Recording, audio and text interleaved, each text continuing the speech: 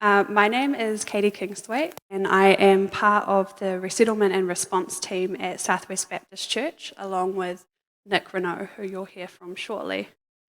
We work with volunteers to befriend former refugees that have settled here, and since March 15 have also worked with survivors of the terror attacks, including 2 of the refugee families who had members killed or badly injured.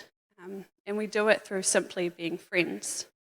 So we're stoked to be able to spend some time with you all tonight and to share some reflections on our experiences in the context of hospitality in the face of terror. And hopefully get us thinking about what we can all do in the face of such horror. It's no real secret that the world we live in is deeply divided. It's not just physical walls that are being built. We are constantly categorizing, sorting people into groups, and making assumptions about people based on certain characteristics. And we all do that to different extents. And yet it's also no secret that it leads to a world that is filled with loneliness, mistrust, misunderstanding, division, and fear. And in that environment, events like March 15 occur. So there were 51 people killed that day, 34 people lost a spouse, 92 children lost a parent, 6 families were devastated by the loss of more than one person. Many, many more were physically injured, and it's not an overstatement to say that the mental and emotional trauma will never be quantifiable. March 15 held up a mirror to New Zealand and made us all painfully reflect on the things we didn't want to see. It's been called the day that we as a country lost our innocence, and that's true. But I also think it was the day that collectively we realised just what some of us have had to suffer for years. We really couldn't ignore anymore that New Zealand isn't an equally safe place for everybody. That racism, religious division, fear and hatred aren't just problems that exist out there in the world, but actually exist right here in our home in New Zealand. So after March 15, we learned that people connected to Southwest Baptist were supporting around 15 Muslim families that they had existing relationships with, and they were directly impacted by March 15. Many of them lost their husbands and or fathers. Of the 2 Muslim refugee families that Southwest sponsored last year, which Nick will talk to you more about soon, one of the families lost the father and the oldest son, and their second son was also badly injured, and the father of the second family was also really badly hurt. These families who had already suffered so much were suffering again in a country that we thought would be safe for them. And through that suffering, we have a tiny glimpse of what it means to be alone in a strange place. We have sat with people in pain and grief, cried with them, listened to them, and just tried to be a friend. We have had the privilege of seeing their resilience, their strength, and their grace. I was recently asked to reflect on these experiences in the lens of religious tolerance. And I found it really hard because I hadn't really seen people's interactions as Christians helping Muslims. What I saw were people showing up, trying to be a friend, and trying to show love. You know, if March 15 taught us anything, it's that we've reached a point where it's no longer enough for the majority to be passively tolerant. That's the rut that we're stuck in. We are tolerant, we condone acts of violence, we accept people's right to believe what they want and to live freely, and yet realistically those actions cost us very little. I'm sure we are tolerant, but we are passive. I think we need to set the bar higher. As Christians, we are called to love. Love is a verb, it's an action. To love is to reach out, take a moment, start to build a connection, be intentional about friendship. Connect with the stranger, the person that looks or sounds different to you or me. To stand against the fear that divides. To love is to do as Jesus did and to welcome our neighbour. After March 15, we saw a nationwide, if not worldwide, outpouring of love. Headlines across the world read things like, "Hate will fail to divide us. Imam tells world leaders to fight hate. We love you." Compassion, empathy, love. The media also captured some beautiful moments of unity. So the photos on the left are of members of gangs that stepped forward and said, "We will guard your mosques so you feel safe to pray." On the bottom right, we have this older Englishman who may not look as physically intimidating as the mongrel mob, but nonetheless stood outside with a sign saying, "You are my friends, I will keep watch while you pray." And the top right is a photo of Jewish leaders visiting the Al Noor Mosque after donating $1 million to support them.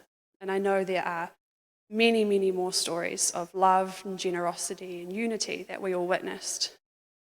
But the unfortunate reality is that the media moves on, and so do we. We don't actively change anything, so passive tolerance again takes over, and nothing ever changes. My question is that what we want, or do we want better? So I've said tolerance is too low a bar, and we should aim for love, but how do we do that? One way to start is to reflect on our own unconscious biases.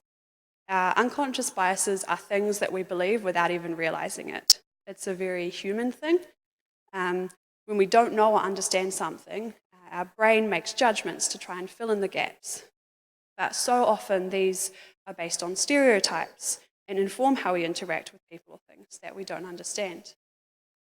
So we're going to do a wee exercise now just to get you thinking briefly about some of your own biases. I'm going to put a photo up on the screen, and I want you to jot down the first two words that come to mind of your impression of this person. You'll have 10 seconds to look at each picture, and there's 3 pictures. But remember, this is, no one's here to judge you. We just want to be honest about what are your initial impressions. You can keep discussing this afterwards. Is anyone brave enough to shout out some of the words that they got for this first picture? Greasy, yep. Welcoming, cool. Concerned, yep. Now I was a bit nervous about running this exercise because I've done it in a group that's a lot bigger and you get a more common trend and you guys are all pretty onto it, but might not prove it quite as well. But yep, second picture, what about this one? What did anyone get? Professor, yep. Serious, yep. Okay, yep, and then finally for this one, Nana, what was it? Fun-loving, yep, well, yep. Cool. So, I'll tell you a little bit more about them, but I'll also tell you what the general trends are. People often identify this one as slightly creepy, slightly weird, slightly intimidating. And this lady is actually the top earning CEO in the pharmaceutical industry in 2018. You guys kind of got this one. We get kind of smart, professor, serious, responsible sometimes. He was a doctor, but he was also convicted of killing 250 of his patients. Yeah. And this one really gets people. So kind, Nana, fun-loving. She's also a serial killer, and she poisoned people's cups of tea that she gave them. So it is pretty interesting, right? Words that you wrote down are most likely a symptom of biases you weren't even really aware that you had. When you understood the story of that person a bit more, it's likely you looked at them in a different way. Now, the point of that exercise is to show that we all judge on what we see and we do it very quickly. And unconscious bias and passive tolerance often go hand in hand because we often don't actively engage with people that look or sound different to us because subconsciously we're believing our biases. Let me share an example of my own unconscious bias. I have an Afghan friend and he recently married someone from Pakistan. I hadn't met her before, and so at an event the other night I spotted them and asked her, was she my friend's husband? She looked at me, laughed and said, no, he is my... sorry, did I say husband? Yeah. I said, was she my friend's wife? She looked at me, laughed and said, no, he is my husband. And later that night I was reflecting on that comment and why it had stuck with me. And I realized it was because the reality she was presenting me with was quite different from the biases in my head. She was really sassy, independent, and challenged the sexism of my question. And yet I had seen her in a hijab and subconsciously assumed that she must in some way be oppressed or submissive.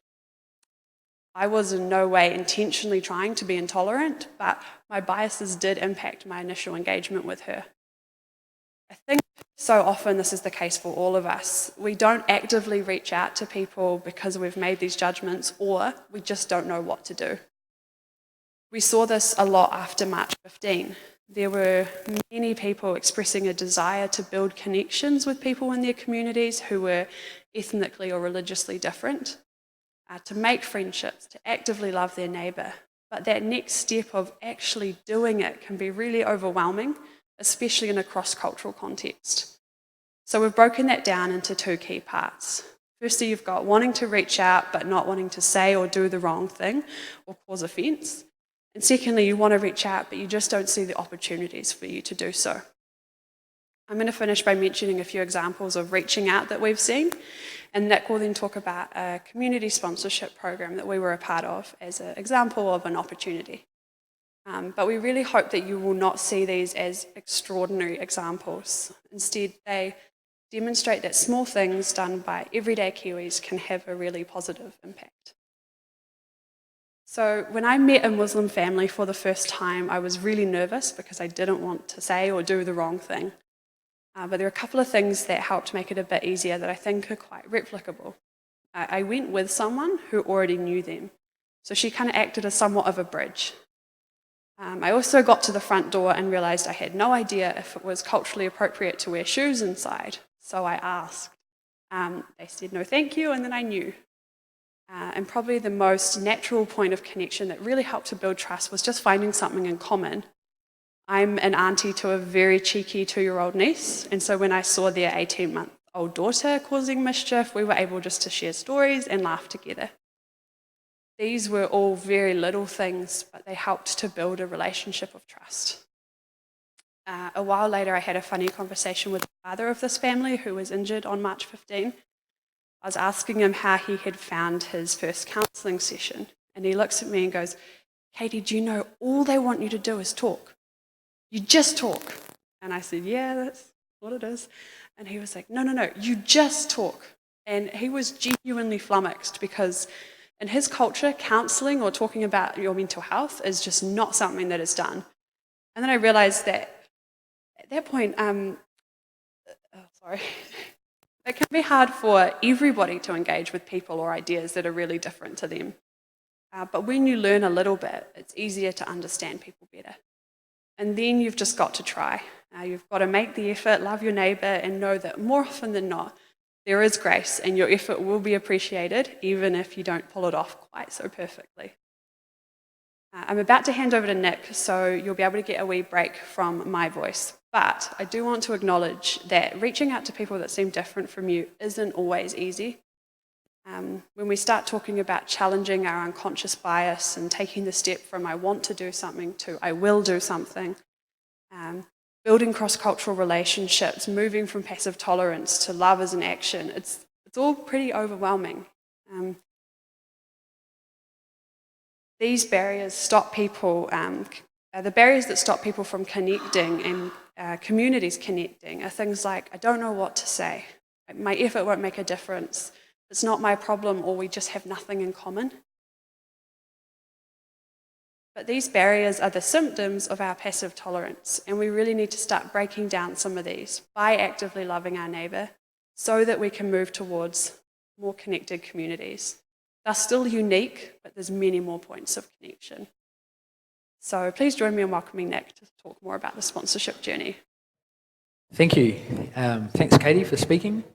So I'm just going to talk about an opportunity that Southwest Baptist had to be hospitable to some refugees through a government program.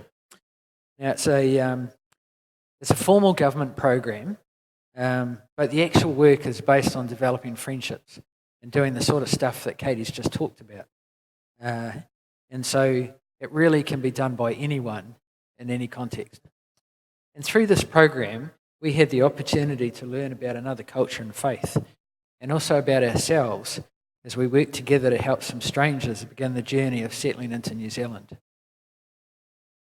So my role is coordinating all the people that have volunteered their time to help the former refugees that we sponsored. It's a real team effort. None of us in the sponsoring journey gets paid. And while there's heartache along the way, particularly after the terror attacks, none of us regret being involved. In fact, quite the opposite. It's been a fantastic experience. Individually, it doesn't take much time in a week, but we see the collective effort. And I've got a couple of stories at the end to illustrate that. Most of my working week is not actually absorbed in the sponsoring of those 3 families, but it's involved in promoting sponsorship.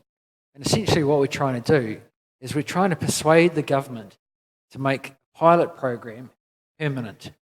And at the same time, we're trying to support groups of Kiwis to put their hand up to be sponsors if the government gives the green light. So last year, we worked with Amnesty and helped them launch their I Welcome pledge. And the goal there was to get 10,000 signatures, basically saying what it says there: I pledge my support for creating communities that welcome refugees. It took less than 3 months to get 10,000 signatures, and then Amnesty presented that to the government.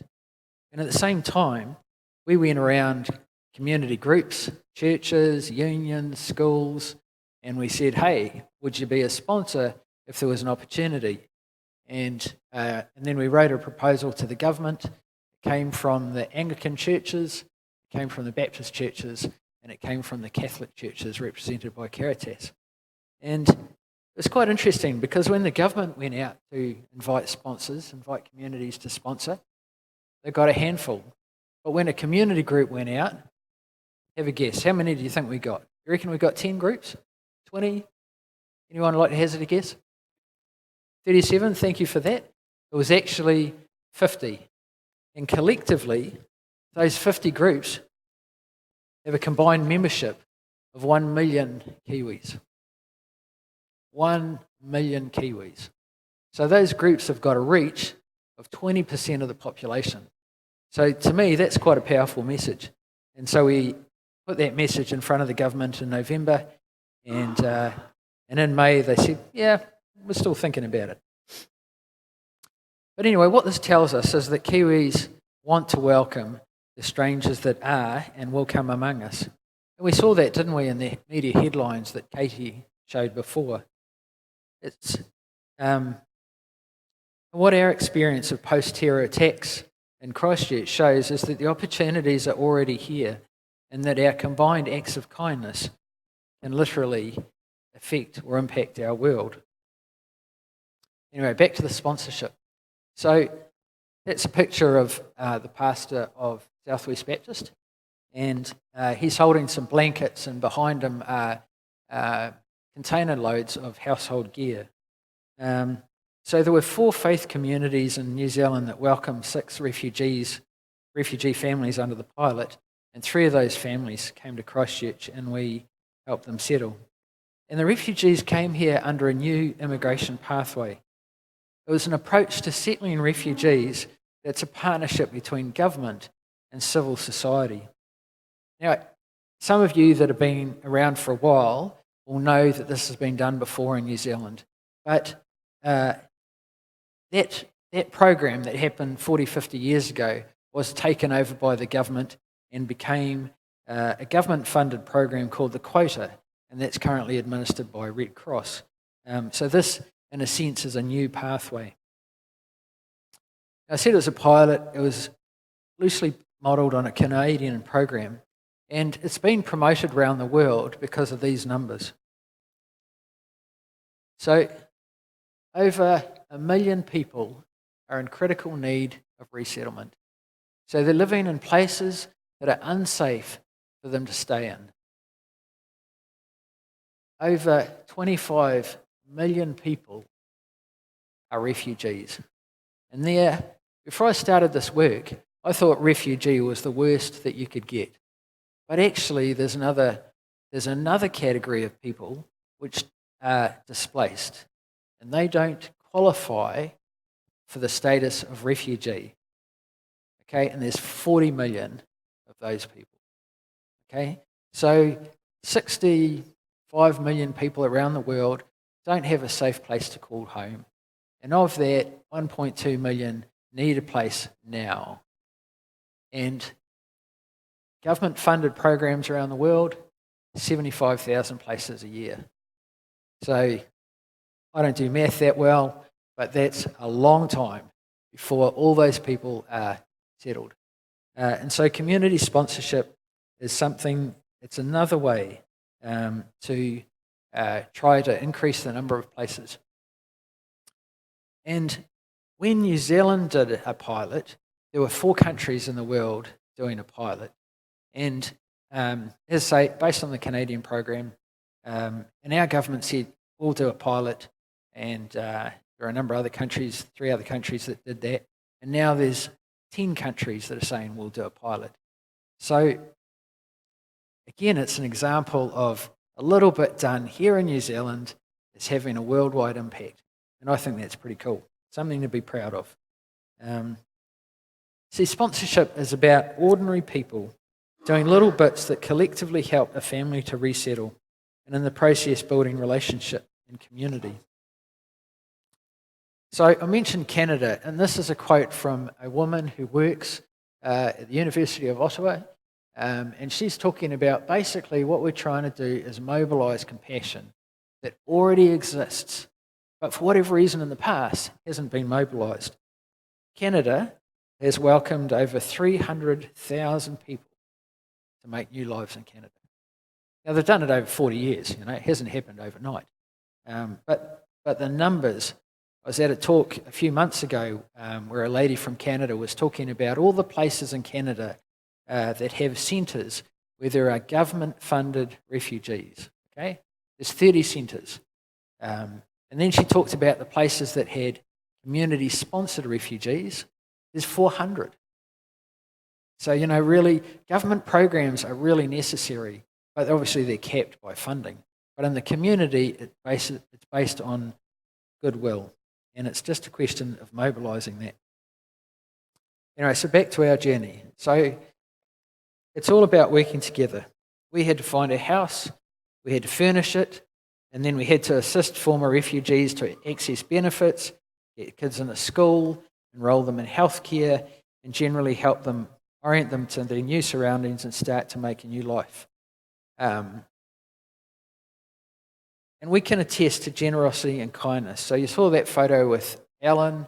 We had 3 containers. Somebody gave us a cheap deal on the containers, and then we loaded them up with stuff. And we had a whole gang of people that were going around picking up stuff on the weekend and bringing it back and sticking it in the containers. We had people sorting stuff. We had people doing all sorts of things. And we got so much high quality gear that quite a lot of it went to the Salvation Army because we just couldn't, we just had more stuff than we needed.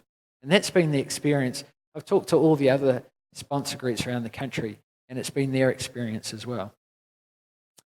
And early on, and this is a story I quite like because I remember at the time thinking quite hard about whether I should take this donation, but someone donated a mattress, and I wasn't really interested in just collecting bits of furniture, because you can't do anything with a mattress.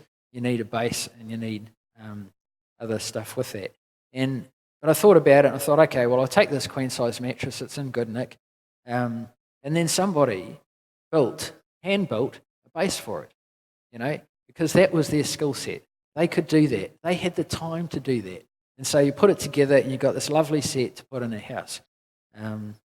So we collected all this stuff, and that pulled our volunteers together and helped us build relationships. So each family is supported by roughly 12 to 15 people. So there's 45 volunteers roughly, and a lot of them didn't know each other, and so they started building relationships.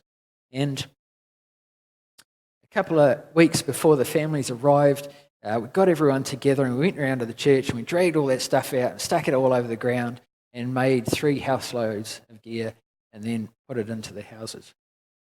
And while we were doing that, there were mums and dads and the kids running around and the older people, and we did it together and it was fun. We found houses and places where lots of church people lived so that lives could be interwoven more easily. Because the idea is you're trying to do routine daily stuff, so that it's not a big ask for you to go way out of your way, but you're taking your kids to school and it's easy to pick up some other kids and take them with you until such time as they're able to take their own kids to school.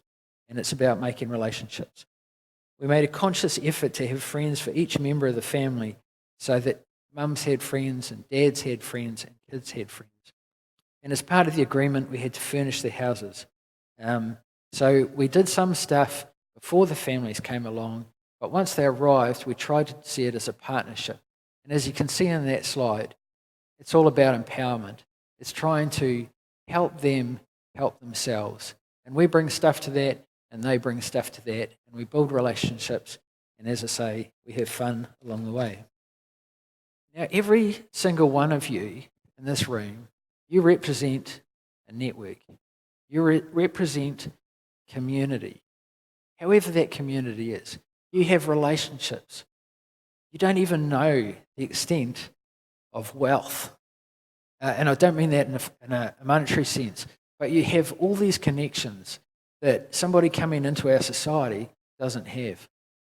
And so that is gold. If we can access that, if we can mobilise that compassion, it's really helpful in terms of helping people settle. So I'll just give you a couple of stories about some of the experiences that I've seen of these relationships occurring. So one of the former refugee families has a toddler, and so does Miriam. And Miriam's one of our congregation, one of the volunteers. And so there's these two women, and they're pushing their pushchairs down the footpath. So there's the Kiwi woman wearing jeans and a hoodie. There's the Syrian, she's in a headscarf and a gown. And a mate of Miriam's comes up and starts talking to the both of them. And simply by being with this woman that looks a bit different in suburban Christchurch, Miriam acted as a bridge for this other relationship to occur. And that's multiplied.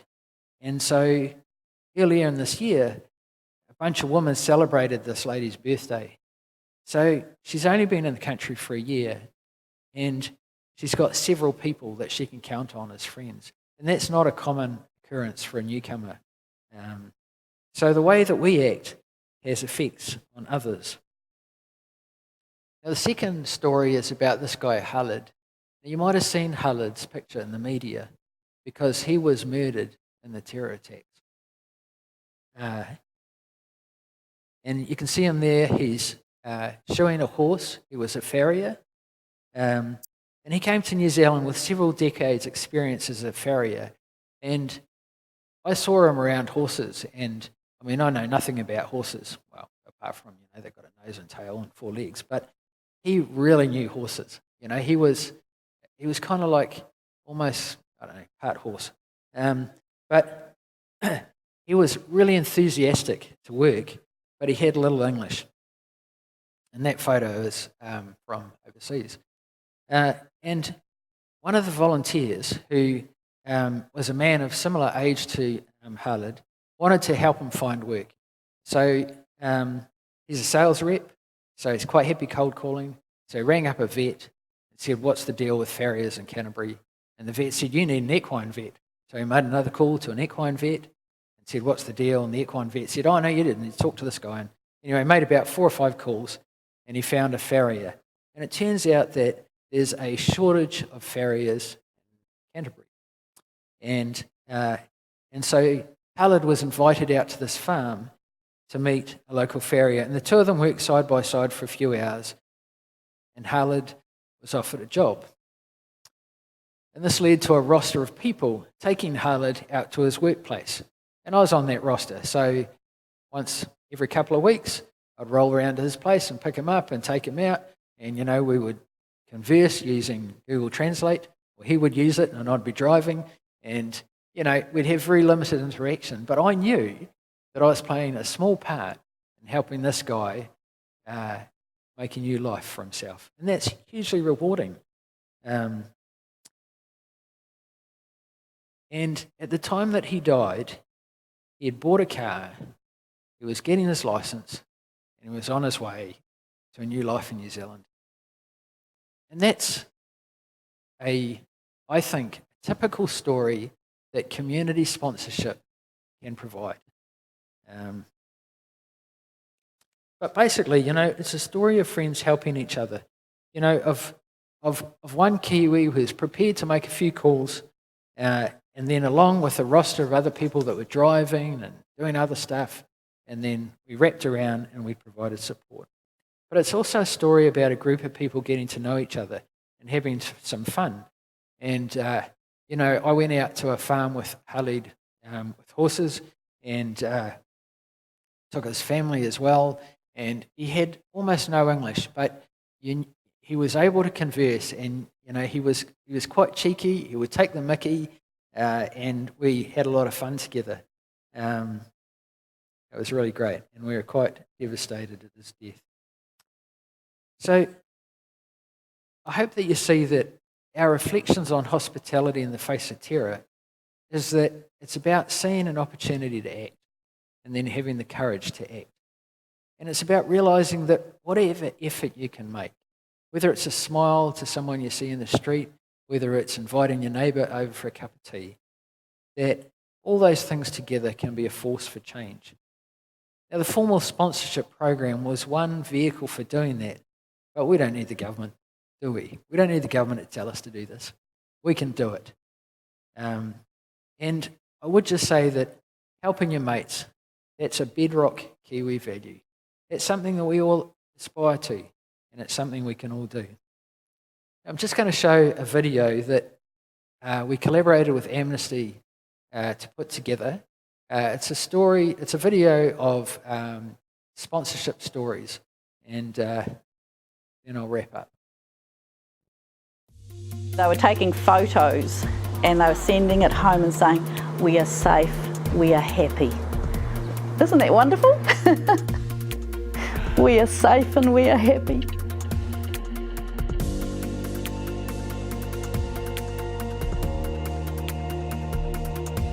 When I was in Syria, I had the exam in my university. There is bomb and there is war, and it's no concentrate or no focus in the material or in your exam. You can start a new life in New Zealand. It gives them a new support group of people who really care. They've come alongside and helped with setting up bank accounts, making sure their budget is going to work, learning English, getting their driver's licence. I went and talked to a guy who'd come from Syria with his family. We said to him, "What is it that you wished you'd had when you first came here?" And he said, "I wish I'd had a friend." And that point, I thought, we can do this, because who can't be a friend? I just feel it's a win-win. Yeah, they're gaining a lot, we're gaining a lot. It felt like giving birth to hope. Something really moved within me, and I thought, I'm so proud to be part of it.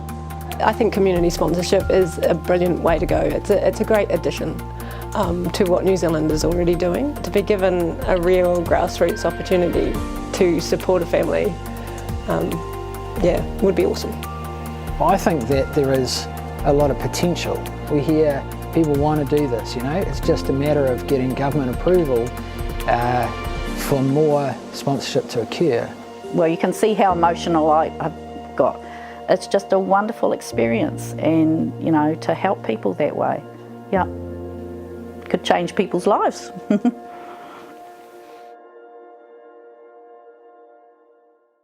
So our reflections of hospitality in the face of terror. I feel like we've kind of repeated this again and again, so you probably know what I'm going to say. But it's about friendship in the midst of daily life. It's about taking small and active steps to overcome passive tolerance and to be active in our love for our neighbour. It's about challenging our unconscious biases, and it's about reaching out to others to do this together, because collectively it adds up to something big. That's all we wanted to say tonight, and we're happy to take any questions and have some discussion. So, Katie, do you want to come back up and we'll just answer any questions you might have? This question came up last week, which I'd summarise as being tribalism. It's seems deeply embedded in our DNA that we like to care for our own first. So the question last week was Wanganui, if they're going to get a lot of refugees, and the local community leader said, well, we're not really looking after our own people properly. How about we do that first, and then we'll do the refugees, if we can get that right. And you can see it in America and Donald Trump, look after our own first. And when push comes to shove, it seems a lot of people will do that. I'm just wondering if you have some reflections on how to balance that, and it might be seen as a backlash against people who are different. Yeah, so I have thought a little bit about this, and I did hear Ken Mayer from Whanganui talk about Māori first, or looking after our own first. And I guess I go back to that quote about mobilising compassion. To me, it's not this group first and then this group. It's kind of both and. And for whatever reason, some people will be mobilised, their compassion will be mobilised by refugees, some will be mobilised by homeless, and really it's about picking up that compassion for whatever matter of concern they have. So that's at kind of local level. At a global level, it's interesting, isn't it? I mean, on the one hand, you mentioned Donald Trump, and you could say on the other hand, you could look at Jacinda Ardern, two different messages on the global stage. I went to a interfaith dialogue that was held in Auckland where leaders of lots of faith communities around New Zealand were brought together by the Prime Minister, and the question was posed was, how do we build the society that's inclusive rather than one that's kind of closing the door? And I don't have an answer on that, but it's interesting to me that it's almost like there's these two competing ideas out there. And I guess as a country and as individuals, we have to figure out which one do we back, Do we want to kind of be closed and try and close the door on people and shut them out? Or do we actually want to say, look, we want to be open and welcome people in? It's up to each individual. Cool.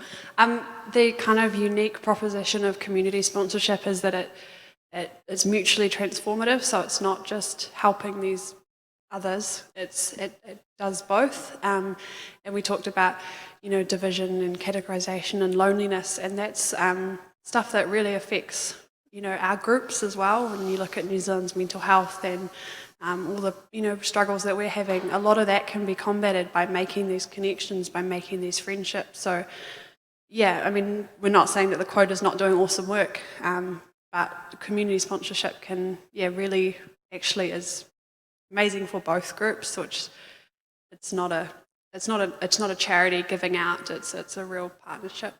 I'd just like to ask for your reflections.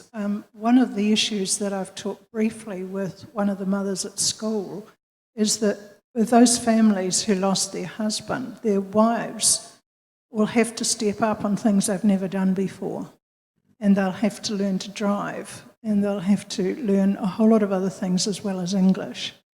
And before they relied on their husbands for an awful lot of stuff. Do you have any thoughts about how to break down that isolation that many of them must still be feeling? So I'd offer an observation. So after the terror attacks, we went to a lot of meetings with different agencies around what was being done and what was the short-term need and what was the longer-term need, and there was discussion like this around what the longer-term needs might be. And there is a place for programs and there's a place for professionals, but the thing that seemed to be missing, certainly over a longer term, was friendship. For isolation to overcome isolation, you need a friend. Start with a friend. We talked about bridges, and that's something that's actually quite easy to do.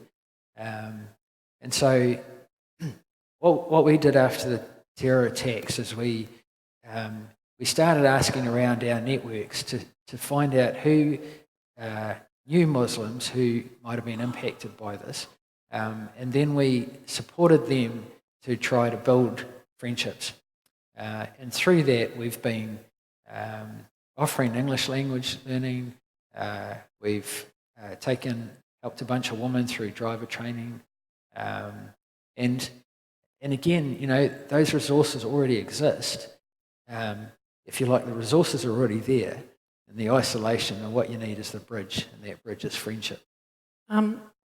There's the government quota refugees, and you're talking about community sponsorship. I'm just not clear. Are they not brought in by the government? Or? Yeah, so I'm sorry, I probably was a bit, didn't quite explain that. So every refugee is brought in by the government, but under the quota, so the quota is just doubled, so you probably heard about this in the media. The quota is now 1,500 people per year. The quota refugees are funded by the government, and an organisation at the moment, it's Red Cross, is involved in settling those people. The community pathway is, it's called a complementary pathway, and so the government still brings those people in. They still go to Mangere, to the refugee centre, but then they are given, a community group is given the responsibility of helping them settle, rather than an agency that is funded by the government. So sponsors don't get paid. They do it for the reasons we've talked about. Thank you. Be interested in the lessons that you've learned, and no doubt you've found things that have worked and haven't worked. Is that going to be able to be passed on to other groups around the country that are looking at this? Because I think for a lot of people it might still feel daunting. But your journey, you must have learned a lot. Is that going to be able to be passed on? Yeah, so in overseas places where there is a growth of sponsors, there's usually some sort of agency that is helping with the training and support. And so we're looking at those overseas examples and thinking about how something could be built here. And when I say we're looking at it, it's that group that I put up on the first slide, the Anglican Church, the Baptist Church, and the Catholic Church. So together we're doing that, looking at how could we get some resource online or available so that groups that want to sponsor can be helped and supported in doing that. Yep. So that's definitely a piece of work that's underway. So I should say, if you think that you'd like to sponsor, come and talk to me afterwards, and we'll take your details and we'll keep you informed on progress. So in contrast to the Red Cross one, which I imagine has some restrictions, how much restrictions do they put on faith-based communities, the Anglicans, the Baptists and the Catholics?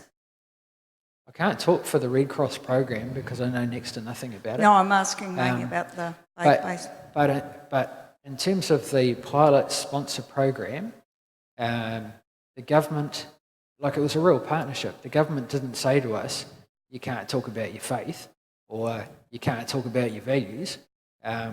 They gave us kind of minimum targets, and they said you do need to talk about these things, but none of the groups, and certainly not our group, we weren't necessarily, for us it was a humanitarian exercise, not an evangelical exercise. So we were interested in helping people settle into New Zealand and helping them to understand the values of the society around them. And as they asked questions, then we would talk about our values. But there wasn't really any limitation in the way you might be thinking. Yeah, well, that's to know, because the kingdom of God is to bind up the brokenhearted. And A second question, the 40 million that don't qualify as refugees, were they IDPs or? So that figure referred to what Lorna's saying, the IDPs, which are internally displaced people. So people that have to move, but for whatever reason don't qualify as a refugee. One question that interests me is how many refugees could we take? What are the limits to that? We've just doubled our quota, but it's still pretty low. And there's a lot more refugees. Why can't we take 10,000 or 100,000 a year? What would happen if we tried to do that? At some stage, presumably it would all fall over in a horrible mess, but what are the kind of pros and cons of increasing that? Yeah, that's a really interesting question. So without thinking about the physical constraints on the government side, like interviewing refugees and the security checks they go through, really the limitation on our side of the equation is how many compassionate people step forward to do this. And at the moment, it looks like it's somewhere between 10,000 and 1 million, It's a number in there. I'm not really looking at this as how big can we go, but more what's the step in front of us. And the step in front of us is persuading the government that there's a demand for it, and getting groups up and ready to go. And then the step after that might be expanding it and so on and so on. Where will it end up? I don't know. If you look at Canada, they started 40 years ago, and now they bring in roughly 50,000 people a year under community sponsorship. So I don't know. Do you know much about the Canadian thing? Like, did they have communities who have sponsored a family like 20 years ago, and then they sponsor one every decade and keep the same group, keep supporting different groups coming in, or does it tend to be new communities? Yeah, I don't know. Yeah, I think it's a mix, but I don't. My question is, what's your personal story in getting involved in this? Is this something you've had a passion about for a long time? Is it something you've got some kind of qualification or something that compares to what you're doing now, or is this something that's new for both of you?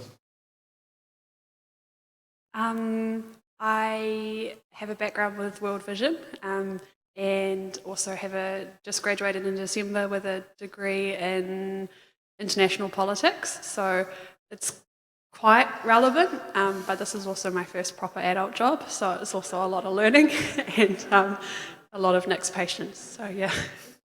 But do you have any data that indicates the value that refugees add to the country that they go to? Yes, there is quite a lot of data around about the value, the various ways that refugees can bring value to a country. I'm not aware of much data that's New Zealand based, but globally, yeah, there's quite a lot of stuff. On the first night of this course, George Wheeland talked to us about hosting and guesting. And I'm interested to know what that's looking like with these families that you're working with. What are the opportunities that you've had to be guests? So hosting being what we Hosting do? what you're doing, and providing, guesting being them being the host and you receiving from them. Yeah, okay. I've had a lot every time I go around to their house. Even we've just had Ramadan, which is when they fast all day, every day. And, so they're not eating and they're going, can I make you a drink? And you're like, no, it's okay. And, no, well, seriously, we'll make you a drink. And you say, no, seriously, it's okay. But they're very, very hospitable. The family that I was talking about earlier, every time it's, why don't you stay for tea? And it's like 3 o'clock. And I'm like, probably got to go back to work. And they're like, no, it's okay, you just stay for tea. So there's, immensely hospitable. And yeah, if you're prepared to try some different food or, yeah, absolutely. Yeah, so, similar experience for me. They're very, they're really keen to make friends and to invest time and, the point of almost embarrassment, really, like Katie says, I'm a Westerner, I'm thinking on a timeline, but that's not a good way to think in terms of building relationships. Pre-earthquake, we had a souvlaki shop over the road. A couple of Iraqi guys. One of them had a PhD in horticulture from Lincoln University, but no one would employ him. So there's this kind of, amazing guy, great qualifications, but couldn't get a job. I'm not sure if that's changing in society, but what's your impression of that? Is it getting better for people to get jobs when they come to New Zealand? Yeah, so my comment on that would be you know, if you think about the jobs that you've had in the past, you've usually had a reference. You've usually had some New Zealand experience, obviously, you know, if you're a New Zealander. So you've effectively had people that can speak on your behalf. And that's the jobs that are advertised. A lot of jobs aren't advertised. So, you know, remember I said before that each one of us represent a network? And I think that if we sat down together and we said, okay, here's an Aoraki guy who's got, what did you say, a horticultural background? Okay, so here's a guy who's got a horticultural background.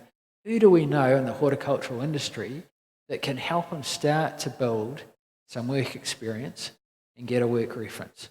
And I'll bet you we could find someone. And that's the power of our collective network. And at risk of sounding like a broken record, with unconscious bias, there's a lot of statistics around two people applying for the exact same job with the exact same degree or qualifications and experience, one with a white-sounding name and one with a ethnic-sounding name, and statistics are like 4 or 5 times more likely for the white-sounding name to get a job interview. So they got the exact same stuff. So there's a lot of like institutional unconscious bias as well, and that's again broken record where the friendship and the connection and the community stuff comes in. My question's perhaps slightly related to that. I'm wondering if you've had much pushback from the church about what's been going on from people who perhaps want to be a bit strongly evangelistic or have got bias or strong concerns about a different religion and things like that. Have you had much conversation about that sort of thing?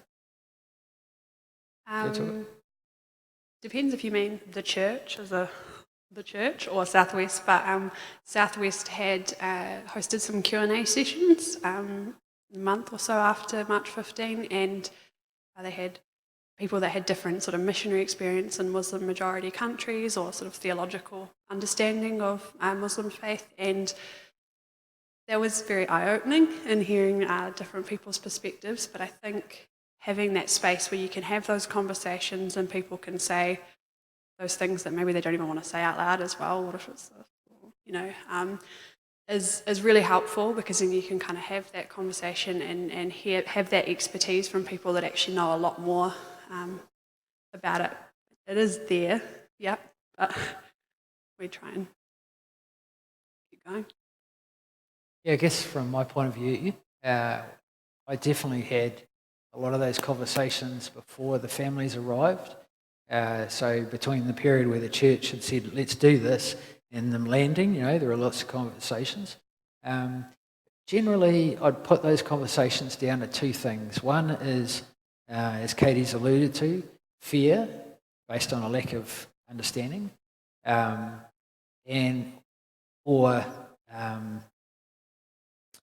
I knew this would happen, I'd forget what the second one was. No, that's right, a fear that we would not do it in a great way. And generally that was coming from seeing overseas experience where, people might get clumped together and they're not integrated well, and that lends to social issues down the track. And so they'd seen that and they don't want that for New Zealand. And I agree, that's nothing that, that's something we don't want. So it wasn't an outright refusal to do it, it was more making sure we did it well. It's a time frame question. How long does community sponsorship go for? What's, say, a group, how long are they signing up to support a family for? Sure, yeah. So the pilot program, it was a 2-year agreement. So we've got an agreement with the government for 2 years. But obviously, Friends are an organic thing, and that potentially continues. But in terms of our commitment to the families, it was 2 years. So that journey, there was a setup phase. There was the first month after they landed, which there was a reasonable amount of work, and then after that, it's just been little bits kind of going on. So in terms of the workload, it's kind of like Another question which really intrigues me is how different is too different? So most people that I talk to are quite okay with sponsoring Muslim families or Buddhist families, or families from mainline religions. Even though they're different, we can kind of cope with that. But certainly in conversations around here of who we might get in any houses that we develop, would be some people are not comfortable with that, but most are. But if we got someone who was into witch doctor kind of stuff, or Satanism, or something that was really out there wacky, something that was, do you have Really a different, kind of a, yeah. this is just too different for us to cope with, Yeah. go somewhere else? Yeah. So the government decides who gets to come in the door. Community sponsor groups don't.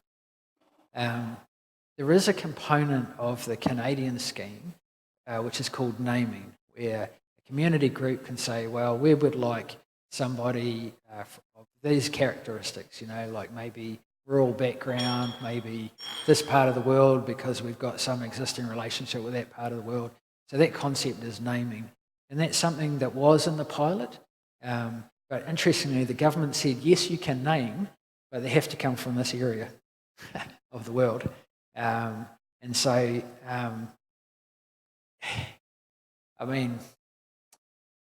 the government has all sorts of reasons how they select, some of which I know and some of which I hazard a guess at. And one thing they have tended not to do is to bring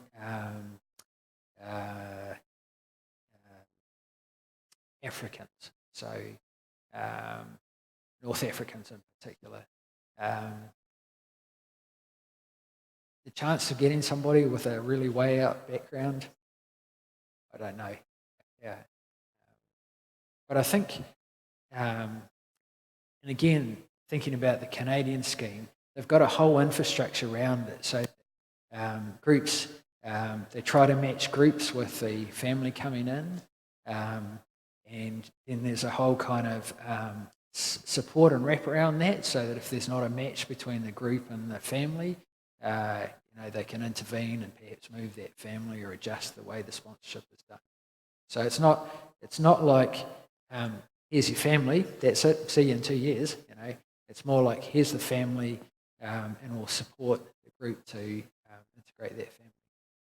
There was a program on TV, I think it was on Sunday, a couple of months ago, which asked that question, and the organisers or the program was basically saying, is this a racist policy? Why are we not taking North Africans? I didn't actually watch the program, so I can't remember I don't know what the reason was.